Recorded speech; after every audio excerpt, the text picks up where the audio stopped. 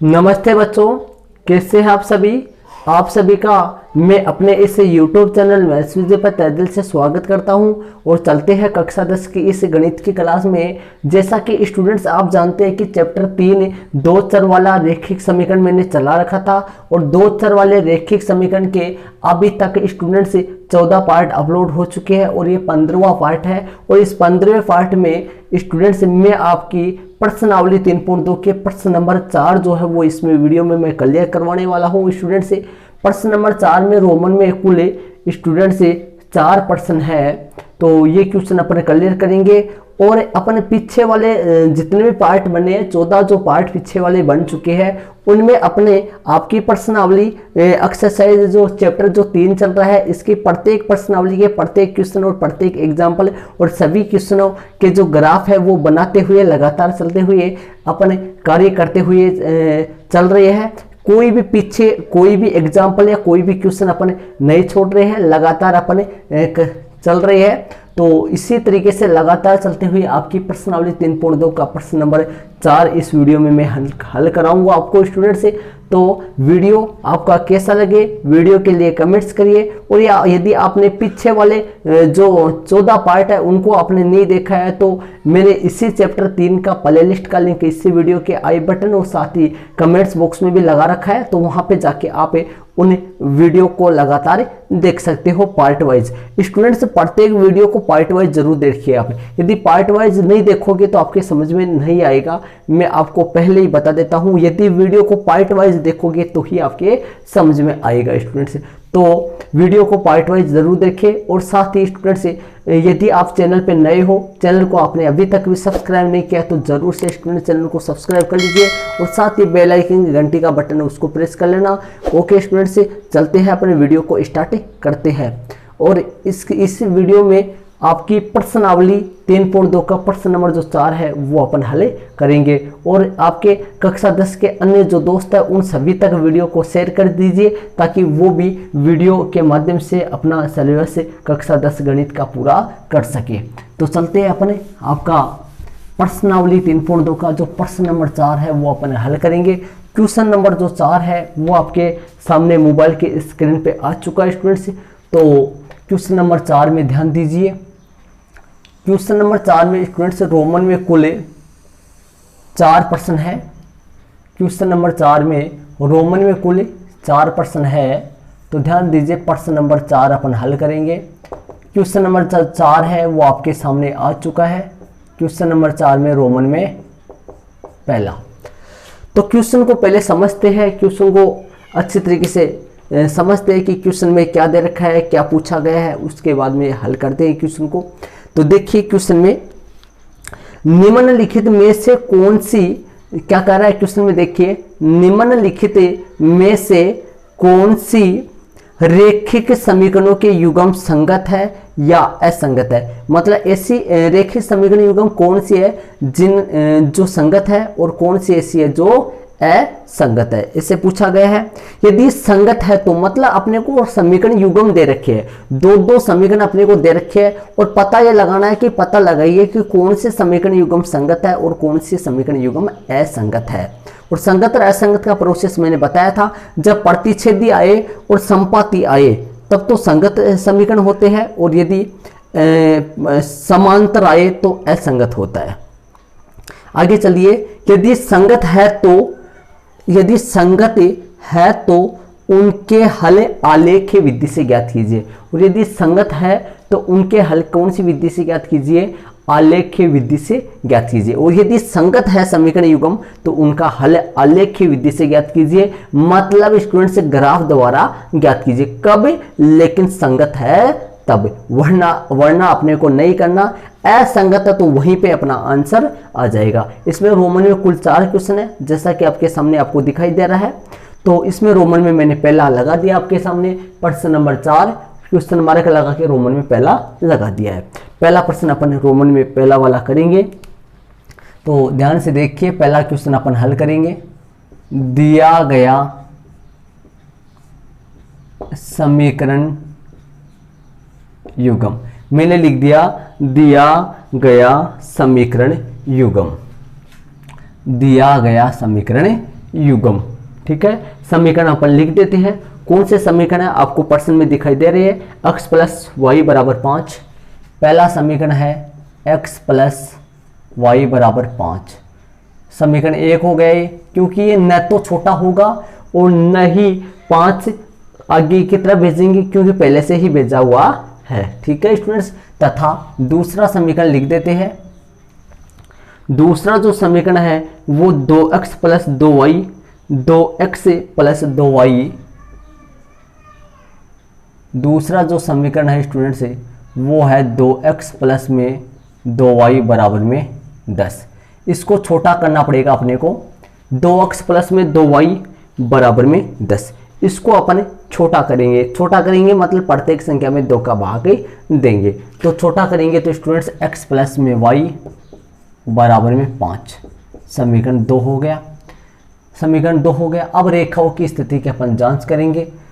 रेखाओं की स्थिति की जांच करेंगे, 2 पार्ट में सवाल को विभाजित करेंगे, जैसा कि हर बार आप जानते हैं। लेकिन ध्यान रखना 2 पार्ट में विभाजित तभी करेंगे जब क्या हो, दिए गए समीकरण युग्म कैसे हो, संगत हो। तो लेकिन ध्यान रखना स्टूडेंट्स, दोनों देखो x बटा x, y बटा y, 5 बटा 5 बराबर ही आने वाला है। बराबर ही आने वाला है मतलब संपाती आने वाला है, तो संगत होगा। ये कैसा होगा स्टूडेंट से? संगत होगा। तो बराबर ही आने वाला है, तो क्या लिख देंगे अपन? रेखाओं की स्थिति की जांच अपन इस तरफ ही कर देंगे ताकि ग्राफ भी बना सके अपन। तो यहाँ पर लिख देंगे रेखाओं की स्थिति की जांच। स्टूडेंट से मेरे एक बात दिमाग में आ चुकी है, मैं आपको बता दूं। जो पीछे वाला जो तीसरा क्वेश्चन है वो आपको ग्राफ के ग्राफ के शुरू में जो 2 या 3 जूटियां जो आप चिपकाओगे उसमें आपको करना है। पीछे वाला कौन सा? ये तो प्रश्न नंबर 4 चल रहा है, लेकिन इससे पहले जो प्रश्न नंबर 3 जो इससे पीछे वाले वीडियो में मैंने करवाया था, जिसमें रोमन में 4 या 5 सवाल थे, जिसमें संगत और असंगत पूछा था, तो मैंने आपको पार्ट नंबर 13 में आपको ये भी बताया था कि प्रश्न नंबर 2 और प्रश्न नंबर 3 और प्रश्न नंबर 6, प्रश्न नंबर 2, प्रश्न नंबर 3 और प्रश्न नंबर 6, इन तीनों क्वेश्चनों को आपको ग्राफ के शुरू में चिपकाई हुई जूटियों में आपको करना है। लेकिन ये तो प्रश्न नंबर 4 है ना, इसको तो आप ग्राफ में बनाना पड़ेगा। तो ग्राफ के आगे वाले पेजों पे ही करोगे, मतलब लगातार ही आप करोगे, जूटियों में इनको नहीं करना है स्टूडेंट्स, क्योंकि इनका ग्राफ बनाना पड़ेगा। इसलिए रेखाओं की स्थिति की जांच अपन करेंगे। तो लिख देते हैं सूत्र a1 बटा a2, b1 बटा b2, c1 बटा c2। मान रख देते हैं स्टूडेंट्स, कैसे रखा जाएगा? 1 बटा 1, 1 बटा 1 और 5 बटा 5 काट देते हैं। 5 एकम 5, तो यहां से क्या आ जाएगा? 1 बराबर 1 बराबर 1। ठीक है, तो लिख देते हैं अतः, तो लिख देते हैं यहां दोनों रेखाएं कैसे होगी स्टूडेंट्स? समपाती होंगी। ये लो, यहां दोनों रेखाएं, इसलिए दोनों रेखाएं समपाती होगी, इसलिए लगा देते हैं यहां पर। इसलिए दोनों रेखाएं कैसे होगी? इसलिए दोनों रेखाएं समपाती होंगी। अब लिख देते हैं अतः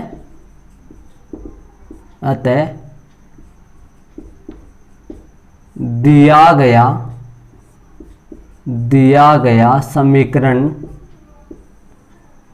युग्म,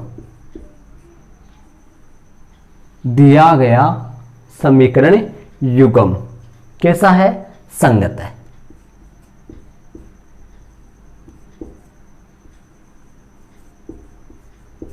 दिया गया समीकरण युग्म कैसा है? संगत है। अब अपने को क्वेश्चन में पूछा है यदि संगत है तो, क्वेश्चन में अपने से ये कहा गया था यदि संगत है तो उनका हल जो है वो आलेखीय विधि से ज्ञात कीजिए। और ये मेरा बताया हुआ आपको आलेखीय विधि, ग्राफीय विधि या ज्यामितीय विधि, इसका सबका मतलब ये होता है कि ग्राफ बनाना होता है स्टूडेंट्स। क्या बनाना होता है? ग्राफ बनाना होता है। तो अपने को ग्राफ ही बनाना है। यहां से लिख देना है समीकरण 1 से और इस तरफ लिख देना है समीकरण कौन से 2 से। जैसे हर बार अपन ग्राफ बनाते हैं, दोनों रेखाएं समपाती होंगी, ये मैंने पहले बता दिया था आपको। वो x प्लस वाई बराबर में कितना आएगा 5। दूसरा समीकरण उतारे x प्लस वाई बराबर 5, क्योंकि दोनों समीकरण आपस में सेम है, समान है। x का मान लिखेंगे 5 माइनस वाई, यहाँ से x का मान लिखेंगे 5 माइनस वाई। ये समीकरण 1 से 3 निकल गया और ये समीकरण 1 से कितना निकल गया 4 निकल गया। 1 से 3 और 2 से कितना निकल गया 4 निकल गया। ठीक है, समीकरण 1 से 3 निकल गया और 2 से कौन सा आ गया 4 आ गया। अब अपन इसके बिंदु निकालेंगे। समपाती है, इधर जो बिंदु आएंगे वो सेम बिंदु इस तरफ भी होंगे, वो मतलब दोनों समीकरण सेम ही तो है ना, इसलिए। तो यहां से अपन क्या करेंगे, समीकरण 3 में y बराबर 0 रखने पर 0 से स्टार्ट कर देंगे। तो समीकरण 3 में y बराबर 0 रखेंगे तो x का x बराबर का बराबर है, 5 का 5 और y की जगह 0 लगा देंगे, बराबर 5 आ जाएगा। तो बिंदु क्या आ गया, अतः बिंदु जो a बिंदु आ गया वो आपके सामने आ गया 5 0। कौन सा बिंदु आ गया जी 5 0 बिंदु आ चुका है। ठीक है, अब अपन क्या करते हैं, दूसरा बिंदु और निकालते हैं। समीकरण 3 में y बराबर 1 रखने पर या 2 रखने पर 3 रखने पर, जो भी रखना चाहो वो आप लगातार रख सकते हैं इसमें, क्योंकि बट्टे में इसमें कुछ है नहीं। 5 माइनस में 1 कितना बचेगा 4, x का x 5 का 5, y की जगह 1 रख दिया। अतः बिंदु कौन सा हो गया, b बिंदु हो गया। b बिंदु कौन सा आएगा 4 1, x का 4 आया है, y का 1 आया है, तो बिंदु बन गया 4 1 बन गया। ठीक है स्टूडेंट्स, चलते आगे। बस एक कहानी से बन जाएगी स्टूडेंट से, और कुछ भी नहीं है। और ऐसी कहानी से बन जाएगी आपके मतलब चुटकियों में ग्राफ हो जाएगा। और ऐसा ग्राफ आपको ऑफलाइन क्लास में नहीं मिलेगा। किसी स्कूल में यदि आप जा रहे हो तो स्कूल में ग्राफ नहीं मिलने वाला ऐसा। तो और एक बात और, प्रत्येक चैप्टर आपको लगातार सही तरीके से नोट्स, एग्जाम्पल और सभी क्वेश्चन आप पढ़ते, वीडियो को लगातार अधिक से अधिक विद्यार्थियों तक शेयर कीजिए, ताकि वो भी वीडियो की सहायता से अपना कक्षा 10 गणित का पूरा जो सिलेबस है वो कंप्लीट पूरा कर सके अपने। और साथ ही स्टूडेंट से आपको कहीं पे भी ट्यूशन वगैरह करने की कोई ज़रूरत नहीं है, इसके माध्यम से आप पूरा सिलेबस क्लियर कर सकते हो अपना। चलते हैं आगे, 2 बिंदु निकाल दिए मैंने, तीसरा बिंदु और निकाल देते हैं। 0 रख दिया, 1 रख दिया। अब रख देते हैं समीकरण 3 में y बराबर 2 रख दो, 3 भी रख सकते हैं, 2 भी रख सकते हैं, 3 भी रख सकते हैं। 3 रखने पर ठीक है 3 रख देते हैं। x बराबर कितना आ जाएगा 5 माइनस 3 2 आ जाएगा।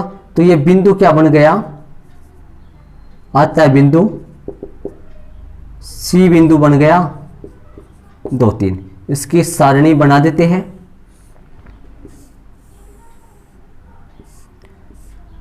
तीन बिंदुओं की जो सारणी है वो अपन बना देते हैं। x y, पहला बिंदु आ गया 5 0, दूसरा बिंदु आ गया 4 1 और तीसरा बिंदु क्या आ गया 2 3 आ गया। पहला बिंदु 5 0, दूसरा बिंदु 4 1 और तीसरा बिंदु आ गया आपका 2 3 आ गया। ठीक है, अब सुन लिए स्टूडेंट, यदि इस तरफ जो बिंदु रखे वही बिंदु यदि उस तरफ रखेंगे, जैसे मान लो y का मान मैंने 0 रखा और इधर भी y का मान 0 रखूं, तो x बराबर इधर 5 आया तो उधर भी तो 5 ही आने वाला है, सेम ही तो आएगा। क्यों आएगा सेम, क्योंकि दोनों समीकरण ही सेम है और दोनों रेखाएं कैसे होने वाली है समपाती, मतलब दोनों रेखाएं एक दूसरे, दोनों रेखाएं एक ही होगी, दो ना होकर एक ही होगी। तो यहां पर अपन लिख देंगे, यहां समीकरण 3 व 4 लिख दो, जैसा 1 और 2 लिख दो। 1 और 2 भी समान है और 3 और 4 भी समान है, दोनों लिख सकते हैं अपन समीकरण। यहां समीकरण 3 वह 4 समान ही है। यहां समीकरण 3 व 4 समान ही है। यहां समीकरण 3 व 4 समान ही है, इसलिए इनके बिंदु बी समान, इसलिए इनके बिंदु बी, यहां समीकरण 3 व 4 समान ही है, इसलिए इनके बिंदु बी समान, बिंदु बी समान ही होंगे, समान ही होंगे, या ऐसे भी लिख सकते हैं समान हो सकते हैं, अलग अलग भी हो सकते हैं। जैसे मान लो इधर वाला जो भी मान रखे वो उधर नहीं रखे तो आप अलग अलग, लेकिन सेम बिंदु जो इस तरफ बिंदु लेंगे वही बिंदु अपने उस तरफ भी ले सकते हैं, इसलिए इनके बिंदु भी समान ही होंगे। तो अर्थात अपन सारणी सेम टू सेम बना देंगे, इस तरफ जो है वही इस तरफ बना देंगे। तो अपना जो बिंदु आएगा वो एक्स वाई 5 0 4 1 2 3 हो गया अपना सेम बिंदु आ गया। अब अपने को क्या बोला है इसने, यदि संगत है तो उनके हल आलेखीय विधि से ज्ञात कीजिए। हल भी बताने हैं नीचे, तो लिख देते अपन, अतः दिए गए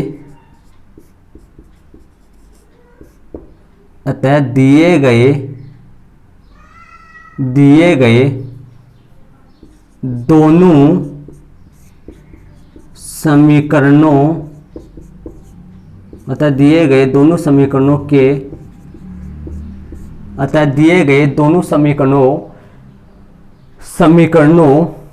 के हल।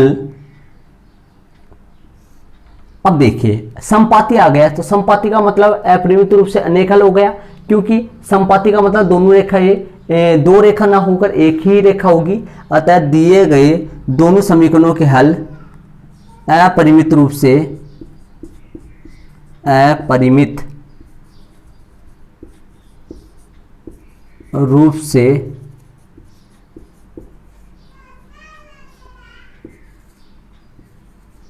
अतः दिए गए दोनों समीकरणों के हल अपरिमित रूप से अनेक हल है। अतः दिए गए दोनों समीकरणों के हल अपरिमित रूप से अनेक हल है। अपरिमित रूप से अनेक हल को अपन अंडरलाइन कर देंगे, क्योंकि ये अपना आंसर है यहां पर तक, ये लो इसको अपन अंडरलाइन कर देंगे, ये ही अपना आंसर है। अतः दिए गए दोनों समीकरणों के हल, अतः दिए गए दोनों समीकरणों के हल अपरिमित रूप से अनेक हल है। तो स्टूडेंट्स ये प्रश्न नंबर 4 का रोमन में पहला मैंने करवाया है। प्रश्न नंबर 4 का रोमन में कौन सा है, ये पहला प्रश्न है। प्रश्न नंबर 4 है, इसका रोमन में पहला है। लेकिन ध्यान रखना स्टूडेंट्स, प्रश्न में अपने से क्या कहा है कि प्रश्न में अपने से ये बोला गया है कि यदि दोनों समीकरण युग्म के हल जो है यदि संगत है तभी ही अपने को ग्राफ बनाने हैं, संगत है तो ही अपने को आलेखीय विधि से हल करना है। तो ये समीकरण युग्म जो है वो संगत आया है, और संगत आया है इसीलिए मैंने इसके बिंदु निकालकर आलेख, ये आंसर आया है, ये इसका आंसर है। तब कब आया है, जब ये संगत है इसीलिए आया है। अब इसका आलेख आपको बनाना है। प्रश्न नंबर 4 में रोमन पहले का ग्राफ आपको बनाना है। कैसे बनाना है यहाँ पे मैं थोड़ा सा बता देता हूँ आपको, ध्यान से देख लीजिए। वैसे तो समझ में आ गया होगा आपके। यहाँ पर देखो, यहाँ पर तो वैसे तो कुछ है नहीं, देखो कि भाई रुपए पैसे वगैरह तो है नहीं, इकाई आएगा पैमाना। और यहाँ पे देखो 5 है, 4 है, 3 है, 2 है, माइनस का है नहीं। इसका मतलब कितने का पैमाना लोगे आप, साफ नजर आ रहा है। एक का पैमाना ले लेंगे आप, एक का पैमाना ले लेंगे। जैसे यहाँ पर लिख देंगे, पैमाना में लिखेंगे, क्या लिखेंगे, एक बड़ा खाना बराबर एक इकाई, अक्ष पैमाना डैश लगा के अक्ष पर एक बड़ा खाना बराबर एक इकाई, और वाई अक्ष पर एक बड़ा खाना बराबर एक इकाई। ठीक है। और बिंदु कैसे अंकित करोगे, एक इधर, 2 3, यहाँ पे कैपिटल अक्ष, यहाँ कैपिटल अक्ष डैश, यहाँ पर कैपिटल वाई और नीचे कैपिटल वाई डैश आ जाएगा। -1 -2 1 2, ये आपको पता है कि काम सफाई से होना चाहिए, अच्छी तरीके से बिंदु अंकित कर देंगे। 5 0 जो बिंदु है वो x का 5 है और y का 0 है। तो 5 0 जो बिंदु है वो लगभग यहाँ पर आ जाएगा 4 5 यहाँ पर आ जाएगा। और आपके सामने 4 1 है, x का 4 y का 1 यहाँ पर आ जाएगा 4 1, और 2 3 x का 2 y का 3, y का 3 ये रहा, x का 2 ये रहा। तो इस तरीके से रेखा जाएगी, ऐसे जाएगी, एक ही रेखा होगी क्योंकि समीकरण 1 और समीकरण 2 दोनों सेम थे और इनके दोनों बिंदु भी सेम है, तो रेखा 2 नहीं जाकर एक ही रेखा चली जाएगी, ऐसे रेखा जाएगी इस तरीके से। ठीक है स्टूडेंट्स, और पैमाना क्या लिखोगे मैंने बता दिया, एक बड़ा खाना बराबर x अक्ष पर एक बड़ा खाना बराबर 1 इकाई तथा y अक्ष पर एक बड़ा खाना बराबर भी 1 इकाई। और यदि मान लो यहाँ पर x कोई रुपए पैसे रुपए होता तो अपन लिखते एक बड़ा खाना बराबर 1 रुपए और y अक्ष पर भी एक बड़ा खाना बराबर 1 रुपए, या कोई पेंटों की संख्या वगैरह होती तो वो लिखते अपन, मतलब पेंट लगाते आगे। लेकिन यहाँ पर अक्सर y यहाँ पर कोई भी कुछ भी नहीं है, सिर्फ चर है, सिर्फ चर है, तो पैमाना लिखेंगे अक्ष, पैमाना डैश लगा के अक्ष पर आप अंकित कर लीजिए अपनी नोटबुक में। यदि आपके कंफ्यूजन है तो अंकित कर लीजिए, मैं बोल रहा हूँ पैमाना डैश लगाओगे आगे, नीचे लिखोगे एक्स अक्ष पर। अक्ष कैसे लिखोगे आपको पता है, हुआ है बहुत बार। अक्ष पर एक बड़ा खाना बराबर 1 इकाई तथा नीचे लिखोगे y अक्ष पर एक बड़ा खाना बराबर 1 इकाई। इस तरीके से आप प्रश्न नंबर 4 का रोमन में पहला आप इसका जो ये ग्राफ के लाइनदार पेज पे और ये ग्राफ के पेज पे ग्राफ बना लेना इसका। ठीक है, इसमें प्रश्न नंबर 4 में रोमन में पहला हुआ है इसमें प्रश्न नंबर 4 में कुल रोमन में प्रश्न स्टूडेंट्स 4 है। प्रश्न नंबर 4 में रोमन में कुल 4 है, जिनमें से पहला मैंने करवा दिया, इसको आप अपनी नोटबुक में जरूर अंकित कर लीजिए। चलते हैं इसी के साथ प्रश्न नंबर 2 में। लेकिन ये संगत होने की वजह से इसका आलेख बनाया है आपने, और यदि ये असंगत होता तो आंसर अपना यहीं पे आ जाता है स्टूडेंट्स। ठीक है, तो ये संगत है इसलिए इसका मैंने आलेख बनाया, इसको अपनी नोटबुक में अंकित कर लीजिए। और चलते इसी के साथ रोमन में प्रश्न नंबर 2 में, प्रश्न नंबर 4 के रोमन में 2 में अपन करेंगे। तो स्टूडेंट्स ये आपके सामने रोमन में दूसरा क्वेश्चन है, इसको अपन हल करेंगे। प्रश्न नंबर 4 का रोमन में दूसरा, देखिए रोमन में दूसरा क्वेश्चन है, इसमें अपन कैसा आता है, संगत आता है तो आलेख बनाना पड़ेगा और असंगत आता है तो आलेख नहीं बनाना पड़ेगा अपने को। तो देखिए इसको अपन हल करेंगे। क्या बोल रहा है, 1/3, देखो क्या आएगा वैसे देख लेते हैं। 1/3 बराबर -1/-3 और 8/16। तो स्टूडेंट्स 1/3 बराबर 1/3 और बराबर 8/16, 8 में 8, 8 दूनी 16, 1/2।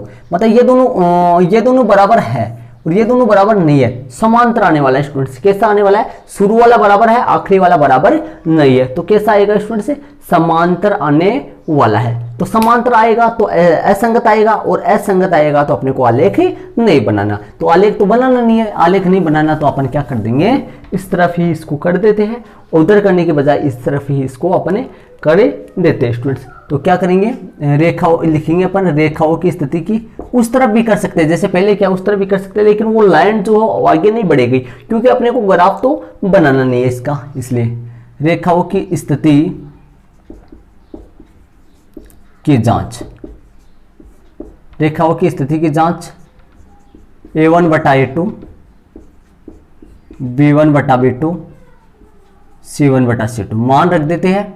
1/3 हो गया, ये रहा 1, ये 3 है, इसमें -1/3 है और 8/16 है। देखो ये न तो छोटा हो सके समीकरण और न आगे भेज सके, क्योंकि आगे तो पहले से भेजे हुए ये पे, इसलिए छोटे भी नहीं हो सकेंगे। ये 3 है, यहाँ पर 3 है, यहाँ पर 16 है, तो 3 से यदि कटेगा तो 16 बच गया, फिर 16 में भाग अपना नहीं जाएगा स्टूडेंट से, इसलिए तो आगे हल करते हैं अपन। तो देखिए 1/3 हो गया, 1/3 हो गया, ये कट जाएगा, 8 में 8, 8 दूनी 16, 1/2 हो गया। तो देखिए स्टूडेंट्स ये दोनों तो बराबर है, लेकिन ये बराबर नहीं है, बराबर नहीं है तो अपन क्या कर देंगे, इसलिए दोनों रेखाएं समांतर होंगी। इसलिए क्या लिख दिया मैंने, इसलिए दोनों रेखाएं कैसे होंगी, समांतर होंगी, समांतर होने वाली है दोनों रेखाएं। ठीक है, अब क्या लिख देते हैं, अतः, देखिए प्रश्न में क्या पूछा गया, अतः दिया गया समीकरण युग्म कैसा है, दिया गया समीकरण युग्म असंगत है, दिया गया समीकरण युग्म कैसा आ गया, असंगत है। अतः दिया गया समीकरण युग्म असंगत है।